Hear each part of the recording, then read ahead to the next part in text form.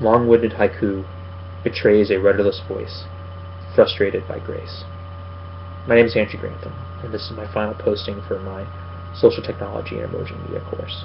And that haiku is an example of one of many that I've written during the course as I've explored posting them on Twitter, and I've enjoyed it because I love haiku and poetry in general, and how you can take a succinct message and turn it into something powerful by putting two different phases that are incongruent in juxtaposition. And it's helped me challenge some of my assumptions in general, but it was met with mixed results, and I'll get into that now. So maybe the one thing I did right during this course was just participating and experimenting with something new, trying to find my voice in expressing different thoughts about life, the news, or even things that I love.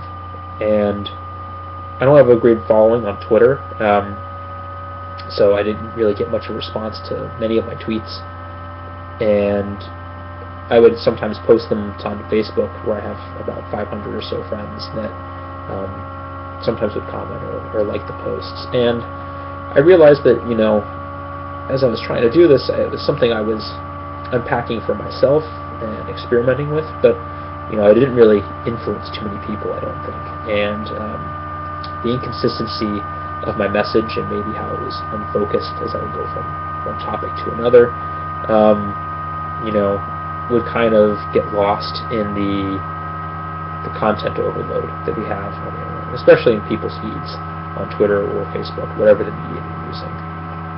And I guess my biggest takeaway is that, from what Michael Wirsch said, that you don't want to necessarily have meaning seekers, you want to have meaning makers. And my hope was to become a meaning maker, someone who could, again, challenge other people's assumptions through these haikus. But really, I think I ended up just being a meaning seeker as I was trying to find my own voice. And Brene Brown talked about the people crave authenticity, and it required me to be vulnerable with my own thoughts and to share them in that online setting in order to communicate with others. And maybe that's not a failure in of itself.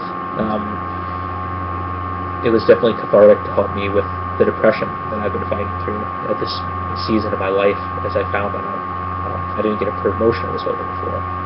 And this journey that I'm now on, with God leading the way, has been frustrating as I've looked for what other doors may be opening, whether this door is closing or it's more of just a light and momentary affliction for something else He's paving the way for. And it reminds me of probably one of the more foundational verses to my own faith in 1 Corinthians 12:9, when Paul says, "But He said to me, my grace is sufficient for you, my power is made perfect in weakness." Being weak and vulnerable has not always been comfortable, and sharing that in an authentic way online has been less so.